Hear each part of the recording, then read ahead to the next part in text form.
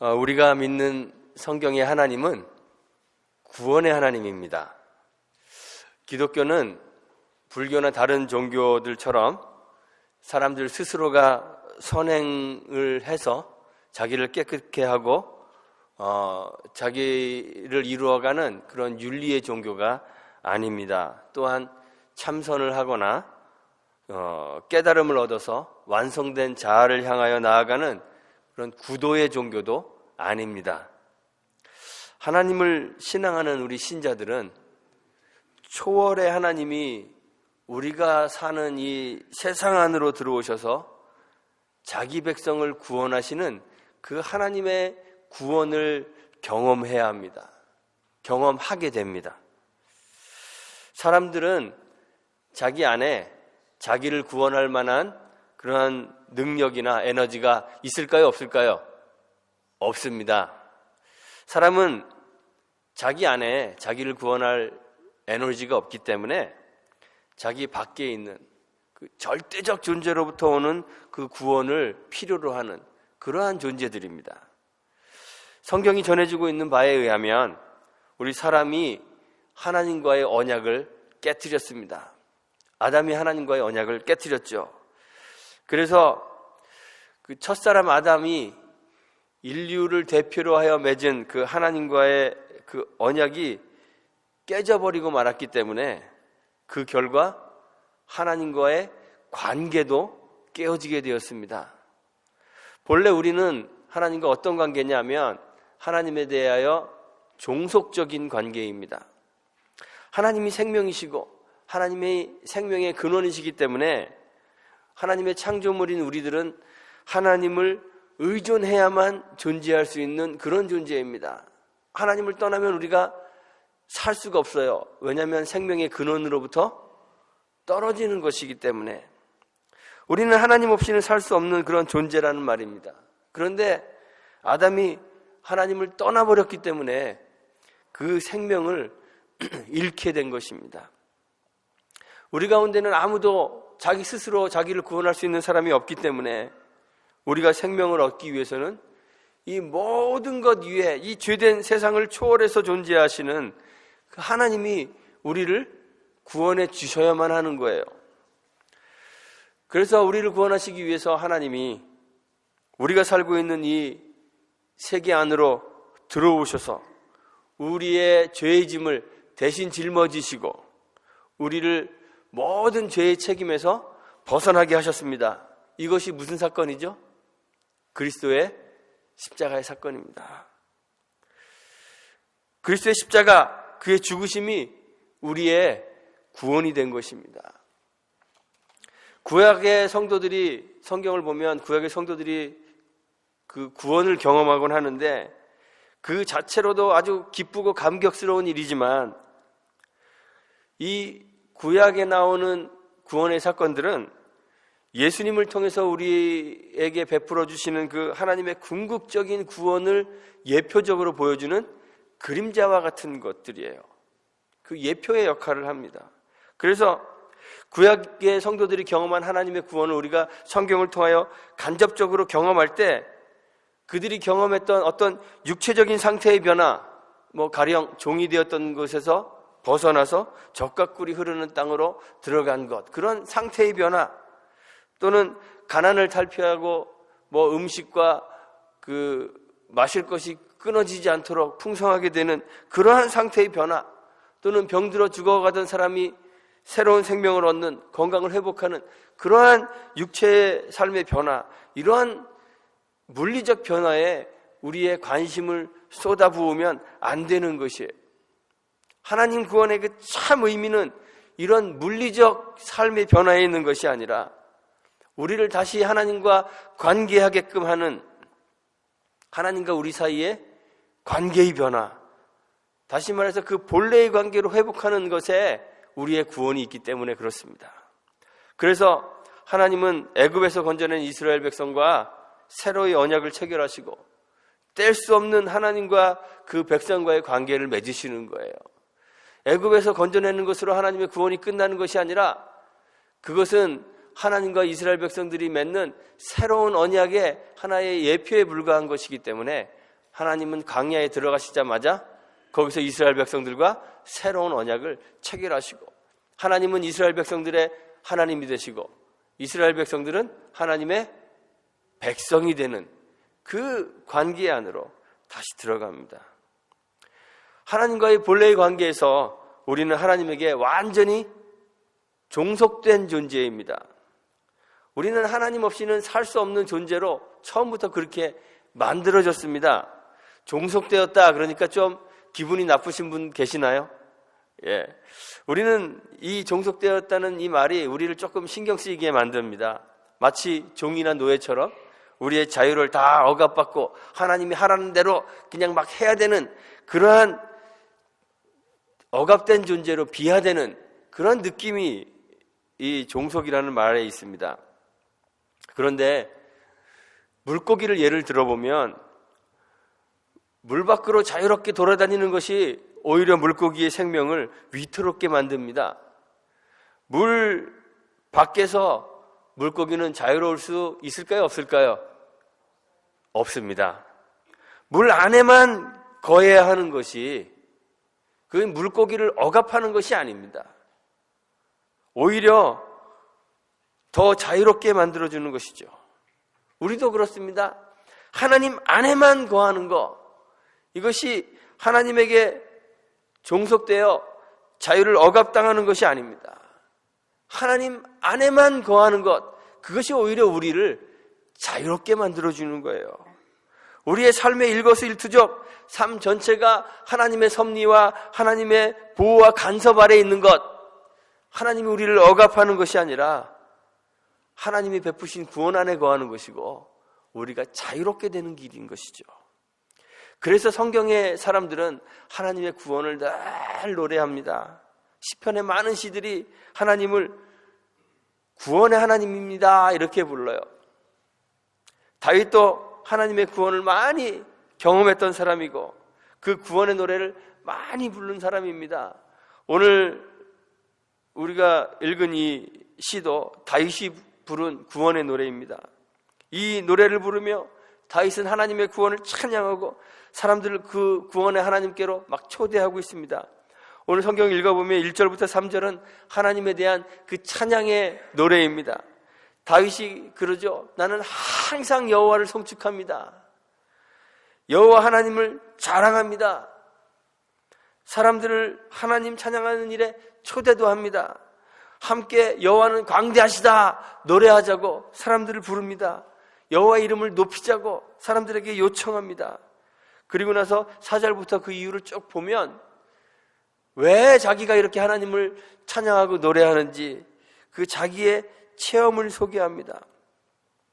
하나님이 자기에게 베풀어 주셨던 그 구원을 이야기해요. 구원의 경험을 이야기해요. 그리고 성도들이 다 함께 이 구원의 하나님께 나와 그 하나님을 경외하고 하나님이 기뻐하시는 것들, 악행과 거짓말과 죄악을 멀리하는 것, 선을 행하는 것, 그런 것들을 행하며 여호와의 구원을 함께 경험하기를 사람들에게 권면하고 있어요. 다윗은 두려움이 엄습해오는 그런 위기의 상황 가운데 처해 있었습니다. 그런데 그때 여호와 하나님을 막 찾았더니 하나님이 그에게 응답하셨다고 오늘 시편 34편에서 이야기하고 있어요. 다윗이 곤고하고 힘이 없고 도와줄 리가 없을 때 여호와께 도움을 요청하며 하나님께 부르짖었더니 여호와 하나님이 그의 부르짖음을 들으시고 그를 모든 환난에서 구원하셨다고 오늘 다윗이 노래하고 있습니다.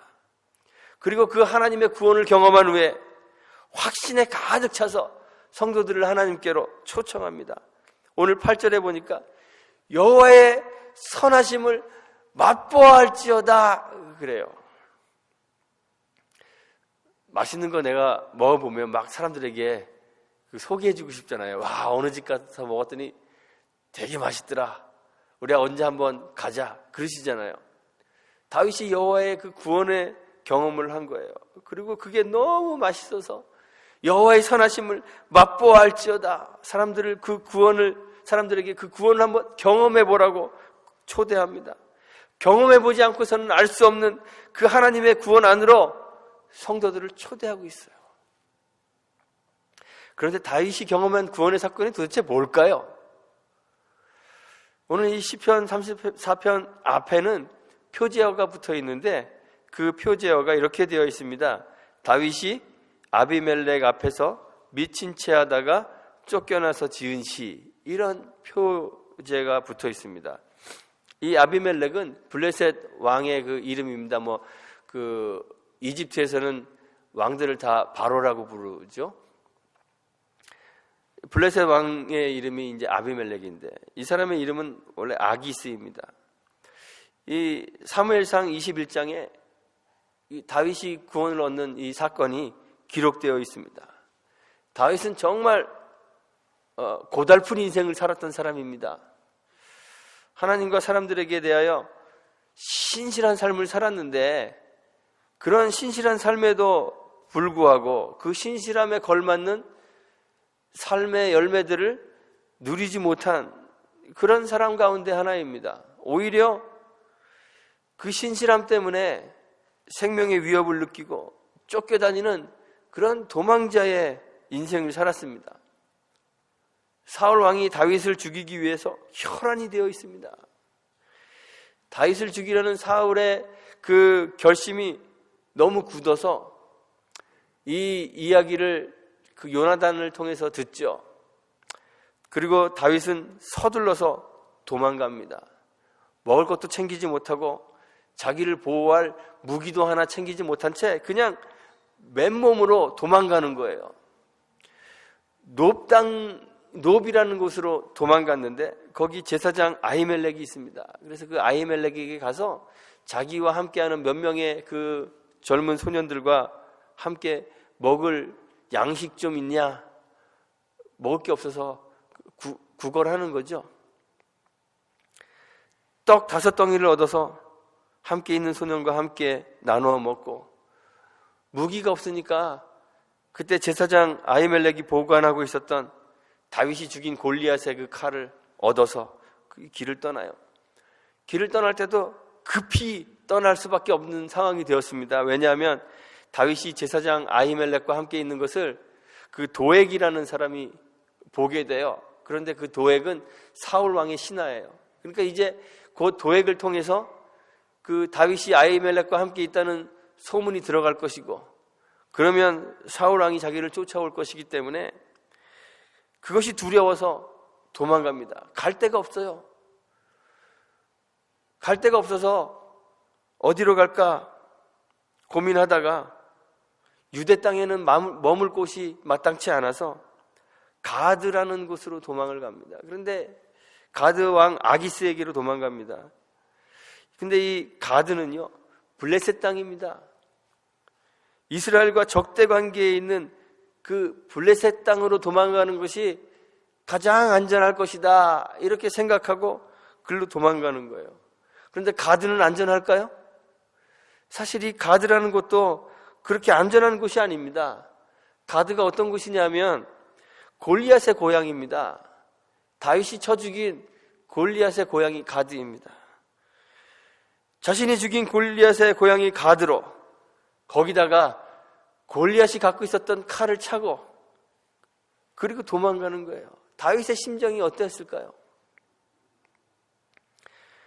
그런데 가드로 몸을 피했더니 이번에는 가드왕 아기스의 신하들이 다윗을 경계합니다. 수근수근거리며 아기스 왕에게 말하기를, 성경에 이렇게 기록되어 있어요. 이는 그 땅의 왕 다윗이 아니니까 무리가 춤추며 이 사람의 일을 창화하여 가로되 사울의 죽인 자는 천천히요 다윗은 만만이로다 하지 아니하였나이까. 이렇게 이야기하면서 다윗을 경계하는 거예요. 사울 왕을 두려워해서 가드왕 아기스에게로 도망했는데 이제는 아기스를 두려워해야 하는 그런 상황이 되어버렸습니다. 적진 한복판에 갇혀서 빠져나올 수도 없는 그런 위기의 상황에 처하게 된 거예요. 다윗이 어떻게 할 수 있는 방법이 없어서 미친 척을 합니다. 개처럼 성문으로 가서 성문을 북북 긁으며 침을 질질 흘려서 자기 수염을 침으로 다 묻히고 그렇게 미친 척을 합니다. 아기스 왕과 그의 신하들 앞에서 죽일 가치도 없는 그런 미친 인간 흉내를 내서 가드 땅에서 빠져나옵니다. 아기스 왕이 그러죠. 내게 미치광이가 부족하여서 너희가 이 자를 데려다가 내 앞에서 미친 짓을 하게 하느냐. 다윗을 쫓아버립니다. 그렇게 목숨을 건지고 나서 다윗이 오늘 시편 34편이 구원의 노래를 부른 거예요. 다윗의 이 에피소드를 사무엘상 21장을 통해서 읽으면서 도대체 어디에 하나님의 구원이 있는지 참 찾아보기가 쉽지 않습니다. 다윗이 골리앗을 죽이고 여러 전쟁에서 승리한 이후에 다윗은 오히려 사울왕의 시기를 받아 삶이 정말 고달퍼졌습니다. 여러 번 죽을 뻔하였고 적의와 살기가 가득한 이스라엘 최고의 권력인 사울왕의 위협으로 그냥 도망다니는 도망자의 신세가 되었습니다. 너무너무 무서워서 적국으로 도망갔는데 거기서도 정말 소름 끼치도록 무서운 적의를 느끼고 그래서 자존심 다 버리고 비굴하게 미친 척하여서 생명을 부지하고 쫓겨났습니다. 그 후에도 사무엘상 계속 읽어보면 모압 땅으로 도망가고 그 다음엔 수풀로 황무지로 도망다닙니다. 도대체 어디에 하나님의 구원이 있는지 찾기가 정말 어렵습니다. 다윗 말고도 성경에 보면 하나님의 구원을 노래한 사람들이 있습니다. 모세와 이스라엘 백성들이 애굽에서 나올 때 하나님의 큰 구원을 경험했죠. 이스라엘 백성들이 애굽에서 나와서 홍해 앞에 다다랐을 때 뒤에 바로가 애굽의 군대와 병거를 이끌고 이스라엘을 쫓아오고 있습니다. 이스라엘 백성들은 순식간에 혼란에 빠지게 되었습니다. 막 불평이 튀어나오고 모세와 아론을 원망하고 애굽으로 돌아가겠다고 아우성을 치기 시작했습니다. 두려움과 공포에 휩싸여서 정말 갈팡질팡하고 있었습니다. 그런데 그들을 하나님께서 구원하셨습니다. 모세가 백성들에게 말하죠. 여호와께서 너희를 위하여 싸우시리니 너희는 가만히 있을지어다. 정말 이스라엘 백성들은 가만히 있었습니다. 손 하나 까딱하지 않고 가만히 있었는데 하나님께서 엄청난 기적을 일으켜 주셨습니다. 앞에서 이스라엘 백성들을 인도하던 구름 기둥이 쓱 움직여 뒤를 가더니 이스라엘 백성과 애굽 사람 사이에 장애물이 됩니다. 가로막습니다. 애굽 군대가 있는 곳에는 구름과 흑암이 가득하고 이스라엘 백성이 있는 지경에는 밤인데도 광명이 있습니다. 엄청난 돌풍이 불기 시작합니다. 그 동풍이 바닷물을 슬슬 밀어내기 시작하더니 물이 양쪽으로 쫙 갈라져 마른 땅이 드러납니다. 영화 10개에 나오는 것처럼 한 20-30m 이렇게 갈라진 것이 아니라 몇 마일, 수마일의 그 바닷길이 생긴 거예요. 물이 갈라져 바닥은 마른 땅이 되고 물은 좌우에 벽이 되었습니다. 아마 그 수족관에 가서 보는 것처럼 물 이렇게 유리는 없는데 그 안에 물고기가 막 이렇게 지나다니는 그러한 모습이 됐을 것 같아요. 이스라엘 백성들은 마른 땅을 걸어서 홍해를 건넜고 애굽 군대는 이스라엘 백성들을 따라 바다 가운데로 들어갔다가 하나님이 병거의 바퀴를 벗겨서 달리지 못하게 하시고 물을 다시 흐르게 하실 때 그래서 바다를 덮게 하실 때 다 물에 빠져 죽고 하나도 남지 않게 되었습니다. 놀라운 하나님의 기적이 나타났습니다. 이 하나님의 구원을 경험하고 난 후에 모세가 구원의 노래를 지어서 부릅니다. 아론의 누이 선지자 미리암도 소고치며 춤추며 여인들과 함께 하나님의 구원을 노래하는 시를 지어 불렀습니다. 이 두 노래가 출애굽기 15장에 기록되어 있어요. 이러한 명백한 하나님의 구원을 경험한 사람들이 있습니다. 다윗에게도 하나님이 이러한 구원을 베풀어 주시면 얼마나 좋았겠습니까? 다윗을 위하여 하나님이 강한 동풍을 부르게 하실 수도 있었을 테고, 다윗을 위하여 하나님께서 하늘에서 불을 내리실 수도 있었을 텐데, 다윗을 위하여 해와 달을 멈추게 하실 수도 있으셨을 텐데, 하나님은 그런 방식으로 다윗을 구원하지 않으셨습니다. 다윗의 에피소드에는 이런 하나님의 구원이 보이지 않습니다. 생명의 위협 속에서, 소름 끼치도록 두려운 그 상황 속에서 그 상황을 모면하기 위해 다윗은 미친 짓을 해야만 하는 그런 비참한 지경에 있었습니다. 미친 척해서 겨우 목숨을 건져서 꽁지가 빠져라 도망쳐야 했습니다. 그런데 신기하게도 다윗은 그 비참한 지경에서 하나님의 구원을 경험했어요. 4절에 보니까 여호와께서 내 모든 두려움에서 나를 건지셨다 그래요. 그 모든 환난에서 나를 구원하셨다고 6절에서 노래하고 있습니다. 5절에서 노래합니다. 주를 앙망하는 자는 그 얼굴이 영영이 부끄럽지 아니할 것이라고 했습니다. 수치스럽게 미친 짓을 하고 그 자리를 빠져나왔는데, 여호와를 앙망하는 자는 그 얼굴이 영영이 부끄럽지 아니할 것이라고 노래했습니다. 19절에 보니까 의인은 고난이 많으나 여호와께서 그 모든 고난에서 건지신다고 노래했습니다. 엘리야가 여호와의 산에서 여호와 앞에 섰을 때 크고 강한 바람이 산을 가르고 바위를 부숩니다. 그런데 그 바람 가운데 여호와가 계시지 않아요. 바람이 지나간 후에 지진이 일어나는데 그 지진 가운데도 여호와께서 계시지 아니하고, 불 가운데도 여호와께서 계시지 아니하고, 그 후에 세미한 소리로 말씀하시는 그 여호와를 경험합니다. 엘리야가 그 세미한 가운데 말씀하시는 여호와를 경험한 것처럼 다윗은 엄청난 기적과 능력 가운데서가 아니라 고달프고 비참한 지극히 평범한 일상 가운데서 여호와 하나님의 응답을 듣고 구원을 경험했습니다. 하나님의 구원은 육체적인 물리적인 상태의 변화가 전부가 아니라 하나님과의 관계에 있기 때문에 다윗은 삶의 위기에서 함께 하시는 하나님을 만나고 환경을 개선해 주시는 것이 아니라 그 하나님과의 만남을 통해 구원을 경험한 것이에요. 다윗과의 언약을 지키시고 모든 삶의 환경을 통해, 때로는 좋은 일을 통해서, 때로는 삶의 위기를 통해서 하나님의 계획과 뜻을 이루어 가시는 그 하나님의 섭리 안에 있음을 다윗이 경험하고 거기서 안전함을 느끼고 구원을 경험하는 것이에요.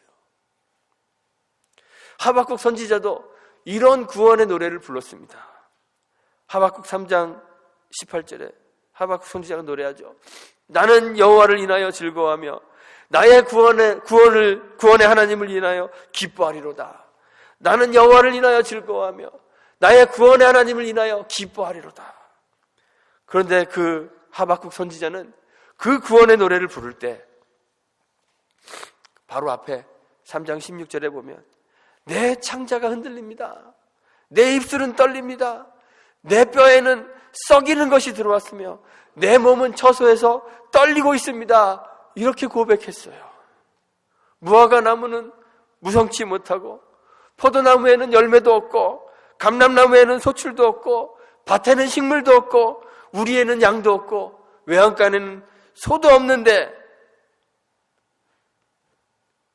선지자는 여호와를 인하여 즐거워하며 구원의 하나님을 인하여 기뻐하겠다고 노래를 부르는 거예요. 하나님의 음성을 듣고 하나님의 뜻을 알게 될 때 하나님 안에 있는 사람들만이 누리는 이 궁극의 구원을 경험하는 것입니다. 그 구원을 경험했기 때문에 위기의 순간에, 두려워 창자가 흔들리고 몸이 떨리는 그 공포의 순간에 구원의 하나님을 노래할 수 있는 것이죠.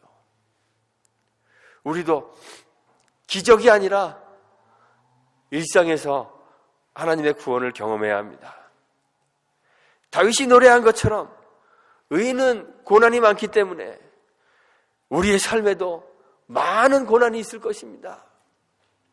결핍과 부족함을 느끼고 염려와 두려움이 우리를 엄습해 올 것입니다.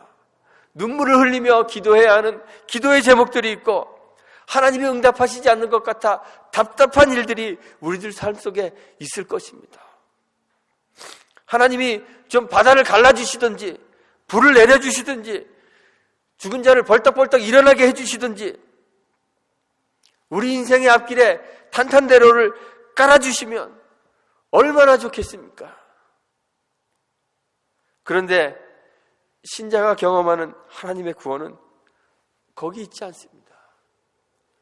죽었다 살아나도 우리는 다시 죽어야 하고 바위에서 솟아나는 샘물을 마셔도 우리는 다시 목마를 수밖에 없습니다. 그런 것은 우리에게 참된 구원이 될 수 없습니다. 일상에서 고난과 부조리가 가득한 이 세상의 고달픈 삶 속에서 다윗이 경험했던 그 하나님의 구원을 우리도 경험할 수 있게 되기를 간절히 소망합니다. 하나님과의 만남을 통해 우리 인생에 대한 하나님의 크고 놀라운 계획과 뜻을 알게 되고 우리가 하나님의 섭리 가운데 있음을 깨닫게 되므로 안전함을 느끼고 하나님의 구원을 경험하는 저와 여러분들이 되기를 간절히 소망합니다. 그래서 우리의 지극히 평범한 일상에서 우리의 고난 많은 이 평범한 삶 속에서 다윗과 같이 하박국 선지자와 같이 구원의 노래를 부르는 저와 여러분들이 되시기를 주님의 이름으로 축원드리고 부탁드리겠습니다.